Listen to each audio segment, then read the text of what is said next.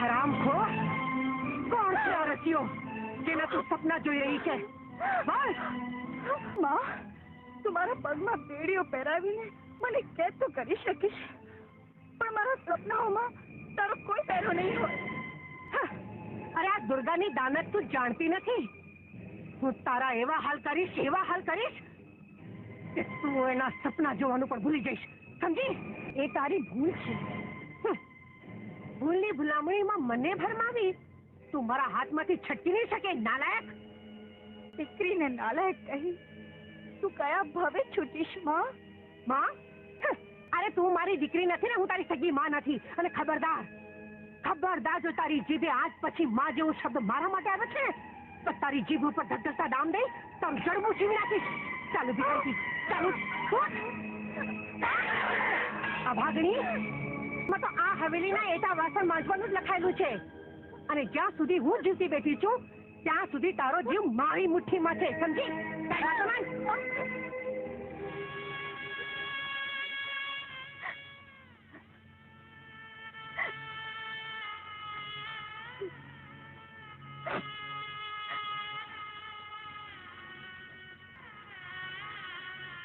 નહીં બેન, તારા હાથ આ વૈતરા કરવા માટે નથી ઘડાયા.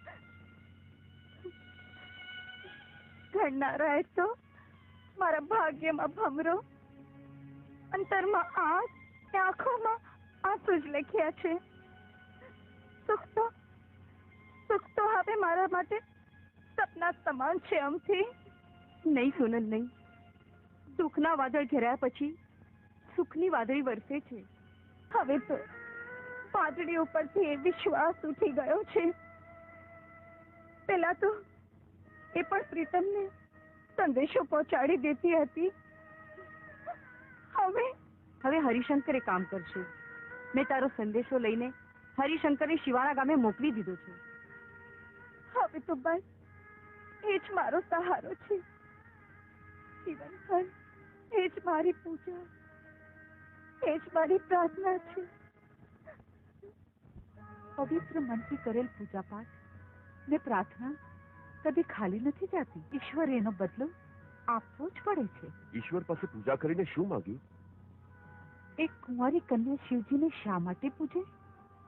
સારા વર અને સારા ઘર માટે. તો તે કેવો વર માંગ્યો? જેવો પાર્વતીએ માંગ્યો તો. પાર્વતીજીએ તો ભૂત પ્રેત ભભૂત વાળા શિવજીને પસંદ કર્યા હતા. તું એ શું ભાંગ પીનારાને પસંદ કરીશ? મારી પસંદ તો તું જયારે જાણીશ ત્યારે પાગલ થઈ જઈશ. અરે તો નહીં બતાવતી હો, મારે પાગલ નથી થવું. તો પછી તું કેવી પત્ની પસંદ કરીશ એ તો સંભળાવ. એનું વર્ણન સાંભળીને તને શું ફાયદો? ફાયદો કે ગેરફાયદો એ પછી સમજાવીશ. પહેલા એ તો ખરો. તું સાંભળ.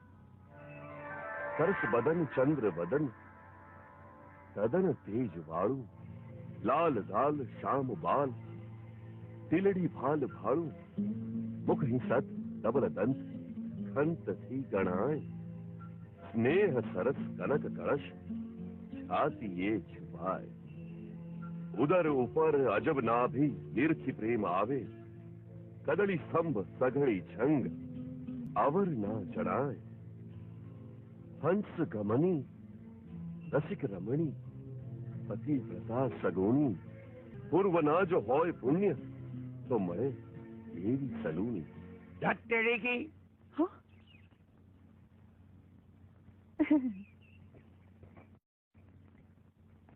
જય શ્રી કૃષ્ણ શિવાભાઈ.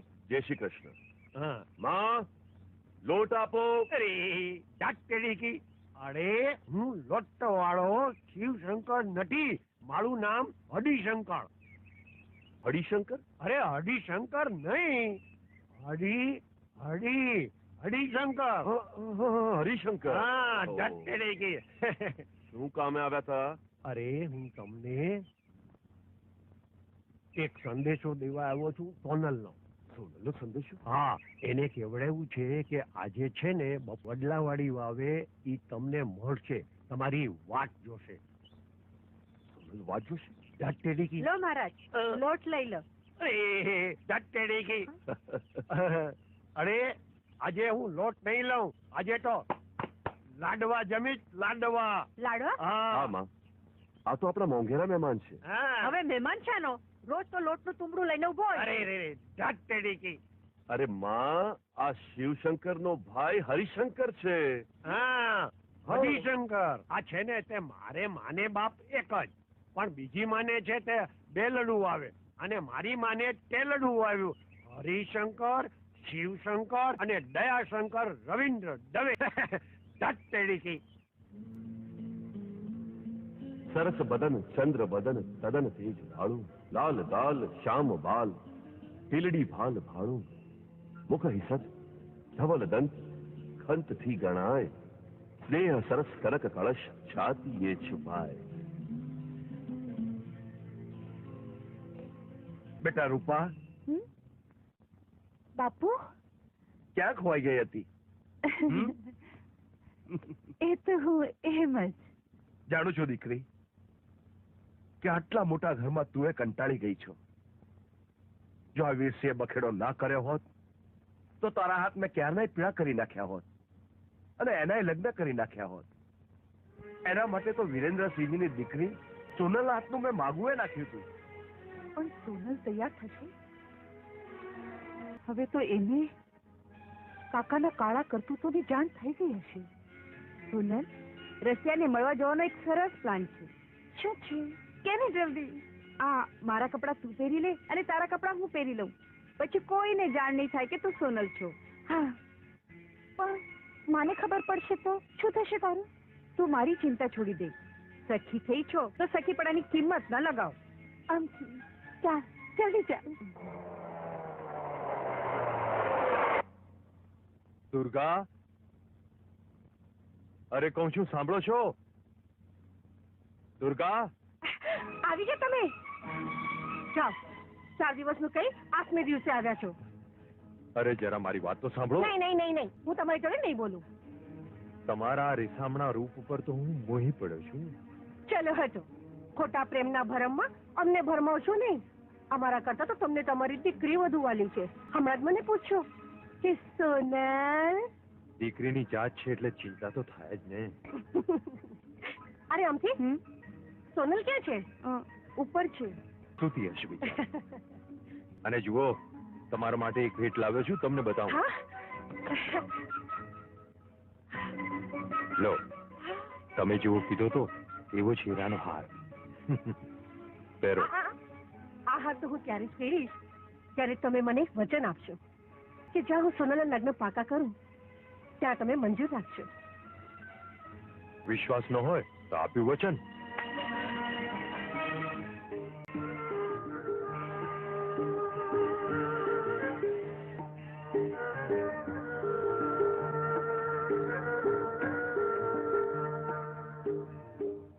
હાથમાં હાથ દીધા પછી સંગાત છોડી તો નહીં ગયો ને?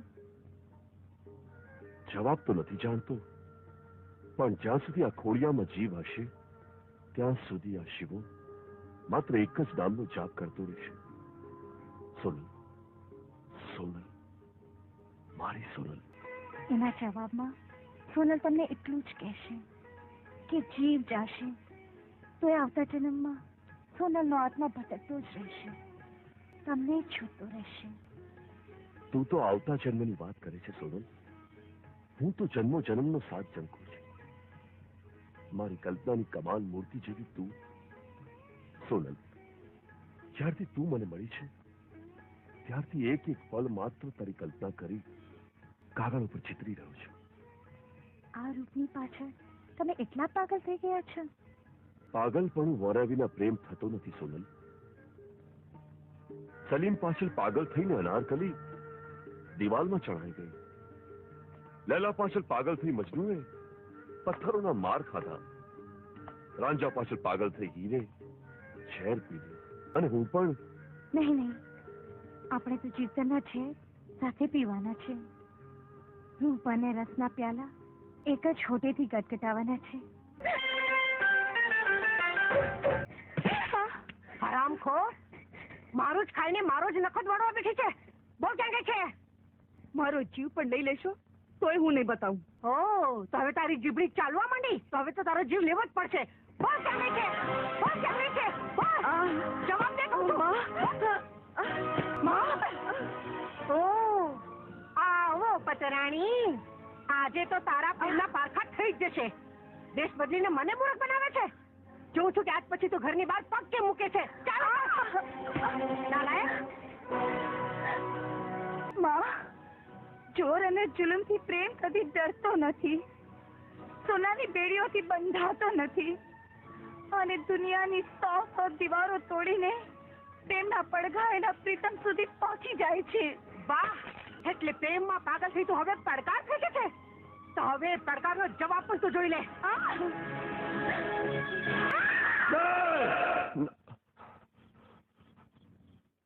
સોનલ, શું થયું દીકરા? માં, અરે, આ તારી પીઠ ઉપર ડામ કેવો?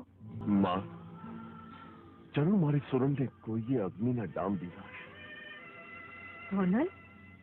હા માં, મારી કલ્પનાની મૂર્તિ, તારા સપનાની વહુ ઠાકુર વિરેન્દ્રસિંહની દીકરી, જેને તે મેળામાં જોઈ હતી.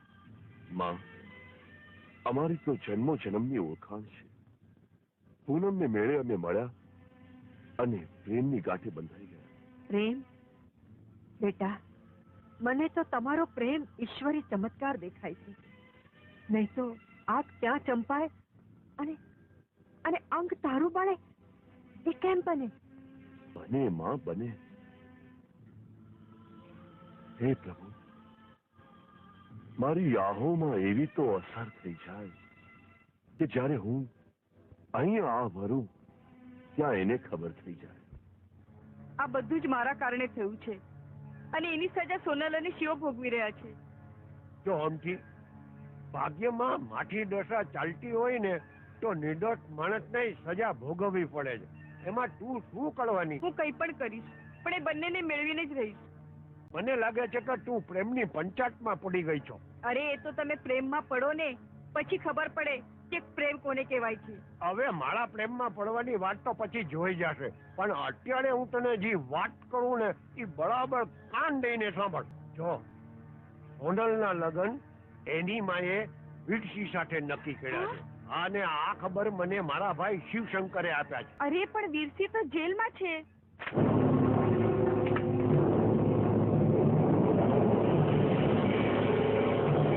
જય કાળી માં, કોર્ટનો હુકમ વાંચો અને ભાઈને બહાર કાઢો.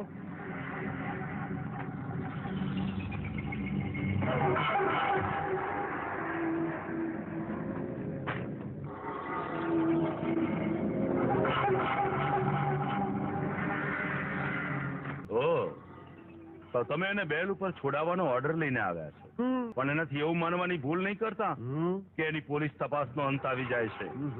દર અઠવાડિયે એને પોલીસ સ્ટેશનમાં હાજરી આપીને તપાસમાં સહકાર તો આપવો જ પડશે. પહેલા એમને બહાર તો કાઢો સાહેબ, પછીની વાત પછી. દયાશંકર, છોડી દો એને.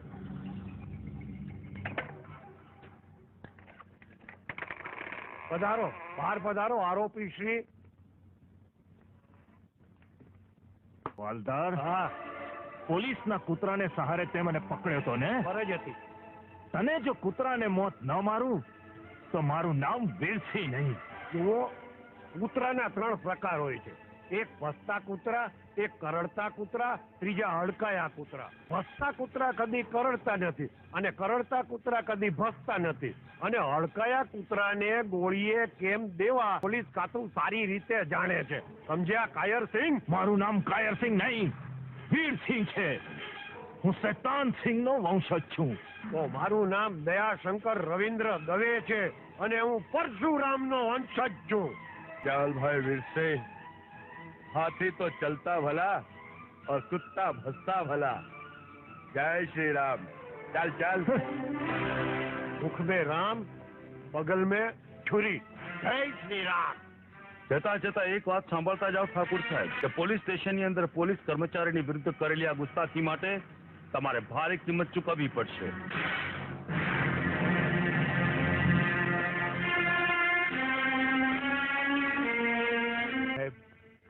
મને લાગે છે કે આ વીરસિંહ શિવાને જરૂર હેરાન કરશે. હું શિવાની માં છું. શિવાની માએ દુર્ગાને દરવાજે પગલા માંડવાનું કારણ કે તમારી દીકરીનો હાથ માંગવા આવી છું.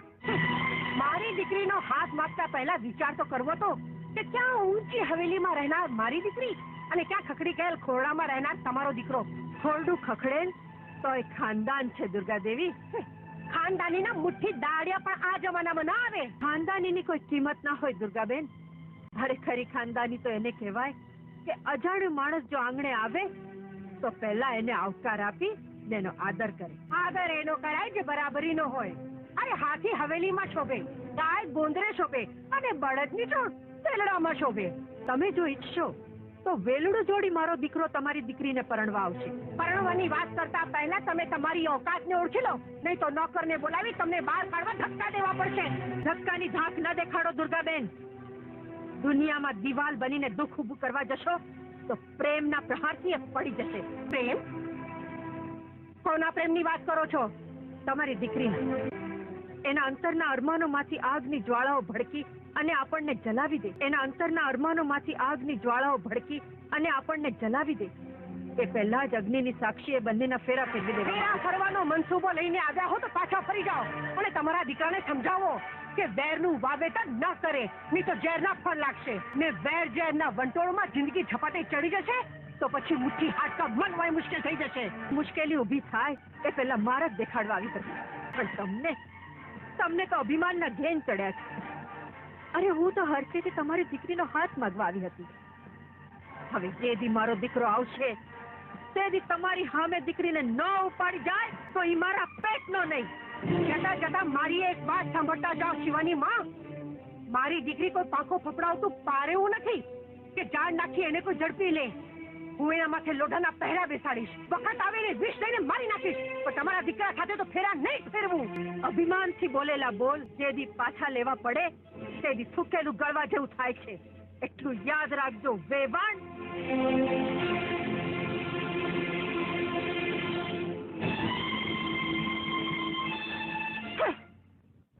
સોનલ, ખબરદાર જો મને માથી છે તો.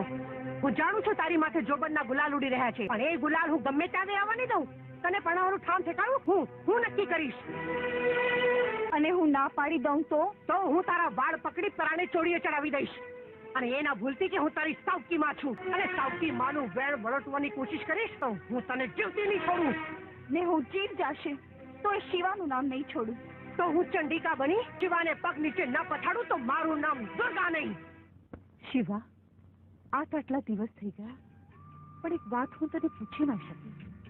આજ પૂછવા માંગુ છું, શું તે મારા રૂપને કદી રુદિયાની આંખોથી જોયું છે?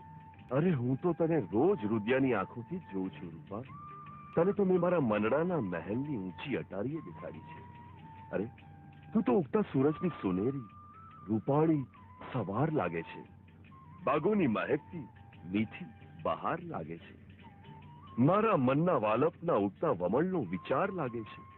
તારું રૂપ અનૂપ અજોડ રૂડો અવતાર લાગે છે. જાણે ગયા જન્મમાં મુસ્તી છૂટી પડેલી મારી બહેનનો બીજો અવતાર લાગે છે.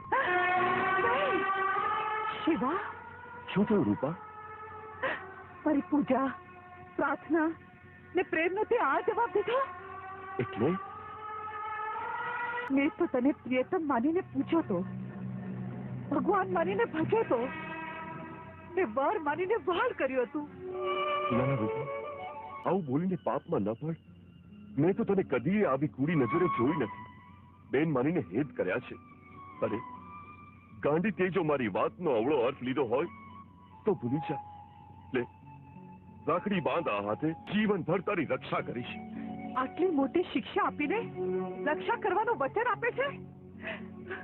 નહીં નહીં શિવા, નહીં, એ કદી નહીં બને.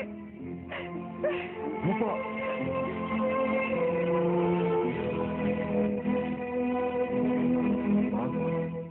આવી ગઈ તું દીકરા હા? દીકરા શું થયું આને એ વાત પછી માં પહેલા એ કે સોનલના મા બાપે શું કહ્યું? દીકરા બોલવા જેવું કઈ બાકી નથી રહ્યું. અપમાનનો ઘૂંટડો પીને પાછી આવીશું. સોનલ જવા દે માં. તારા હેત પ્રેમ આગળ આવી હજારો સોનલ કુરબાન છે. ના દીકરા, એમાં સોનલનો જરા જેટલો પણ વાંક નથી. પણ હવે તો હું એ પ્રતિજ્ઞા કરીને પડકાર ફેંકીને આવી છું કે આ ઘરમાં વહુ બનીને આવશે તો એક સોનલ જ આવશે. જ્યાં સુધી સોનલના પોખના વહુ તરીકે નહીં કરું ત્યાં સુધી મારા પગમાં જોડા નહીં પહેરું અને મારા જમણમાં મીઠું નહીં નાખું. માં તો હું એ તારી પ્રતિજ્ઞાના પડકારને ઝીલું છું. જોઉં છું કે પ્રેમની જીત થાય છે કે હાર.